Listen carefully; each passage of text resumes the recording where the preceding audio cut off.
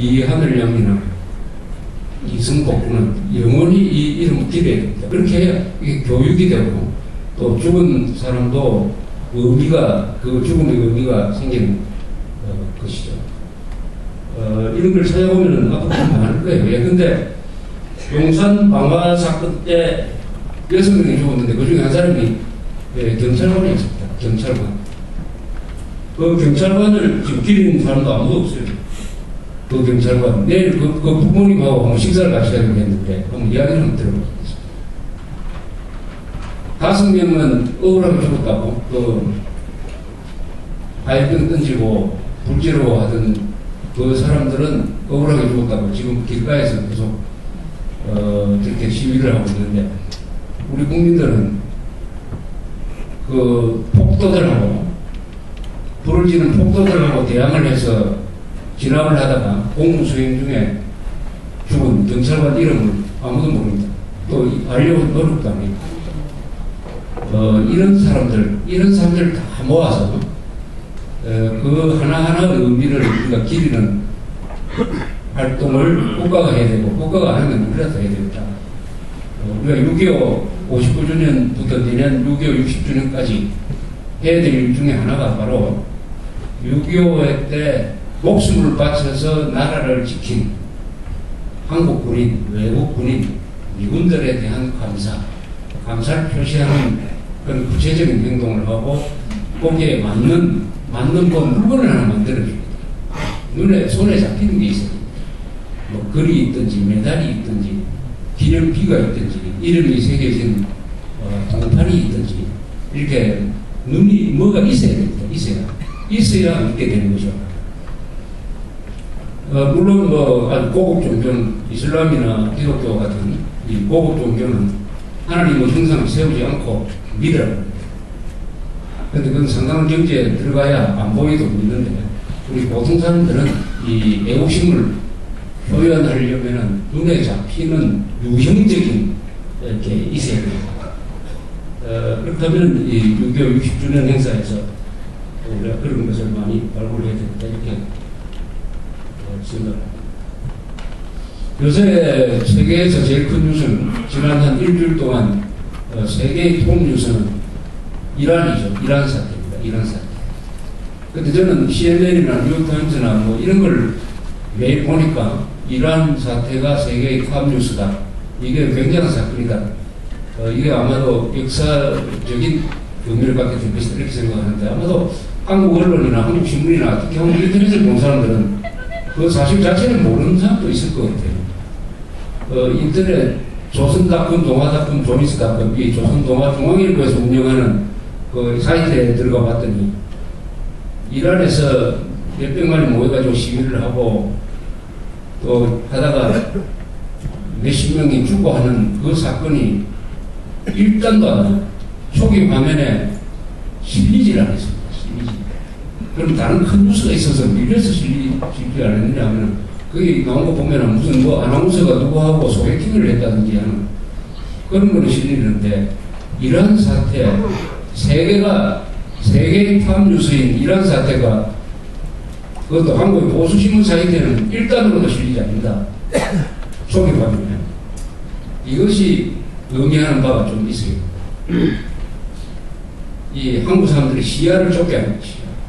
국내 문제만 붙들어 두고, 그것도 아주 신경 말초적인, 어느 아나운서가 누구하고 연애를 한다든지 하는 이런, 누가 무슨 아주 자극적인 말을 했다든지 하는 이런 것만 씹고 세계의 큰 변화를 놓치게 만든다. 이게 바로 국민들을 우물한 개구리로 우물한 개구리로 만드는 짓을 지금 이 보수신문까지 하고 있으니까, 이 한국 사람들의 이 분별력을 유지하기가 참 어려운 세상이다 하는 것을 실감하게 되었습니다. 이란 사태는 지금 1789년 초에 호메이니가 할레비를 내쫓은 그 이란 혁명 이후에 30년 만에 이제는 그 호메이니 세력을 향해서 이란의 젊은 사람들, 중산층들, 그리고 여자들이 들고 일어나가지고 맨주먹으로 지금 싸우고 있는 이런 또 다른 혁명이 지금 진행 중에 있습니다. 1789년의 이란 khomeini 혁명은 그게 한국에도 큰 영향을 주었어요. 그래서 이란이 혼란에 빠지니까 이란에서 석유 생산량이 줄어들고 해서 우리가 다 알고 있는 제2차 석유 파동이 1789년에 일어났어요. 그래서 기름값이 15달러, 배럴당 15달러에서 30달러로 2배로 되고 있습니다. 그때 우리는 중화공부를 하기 위해서 한참 투자를 해놓고 있었는데 이게 큰 타격을 받았어요. 그래서 물가가 1789년에는 도매 물가 같은 게 한 20% 올랐습니다.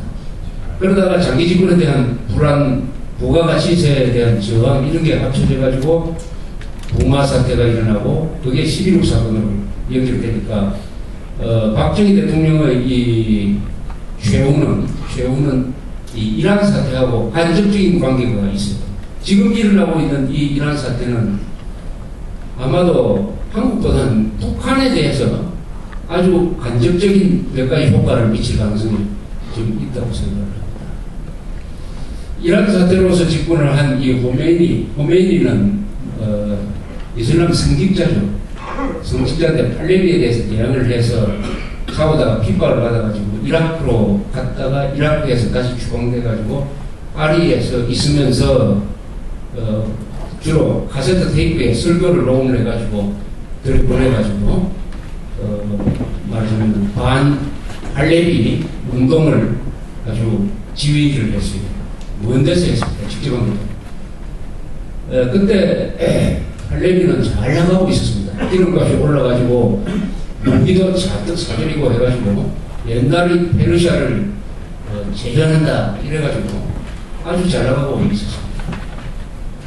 다른 나라에도 안 파는 그 F-14 탐캣이라는 전투기 중에서 가장 비싼 전투기를 또 미국은 팔레비한테 팔고 했습니다. 그러다가 1978년부터 시위가 일어나기 시작했습니다. 거기에 팔레비가 대응을 잘못했습니다. 그 대응을 하는 데서 khomeini를 선전해고 있어요. 이 내부에서 일어나는 이 시위를 뒤에서 khomeini가 조정한다고 해가지고 khomeini를 거명을 해서 비판을 했는데 그때까지는 이란 사람들은 khomeini가 누군지 대부분 몰랐다고 그래요. 정부가 오히려 khomeini를 영웅으로 만들어버렸습니다. 그리고 그때 비밀경찰이 사바크라는 비밀경찰이 있었는데 비밀경찰을 동원해가지고 탄압을 해도 이란 사람들이 계속 시위를 하고 거리로 뛰쳐나오고 다음에 군대를 불렀더니 군대가 발포를 안 하기 시작했어요. 군대가 계엄령을 펴가지고 군대가 시위대한테 발포를 안 하면은 그때부터는 무너지죠. 아주 이게 위험합니다.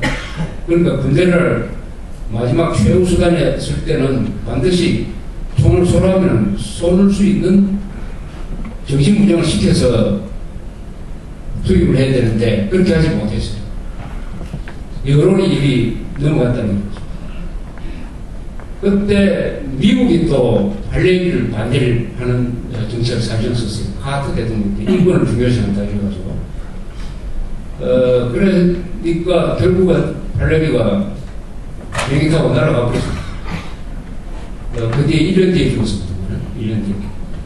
그리고 탈출하지 못했던 사람들은 khomeini가 집권하자마자 종교재판소를 열어가지고 많은 사람을 사형에 처했습니다.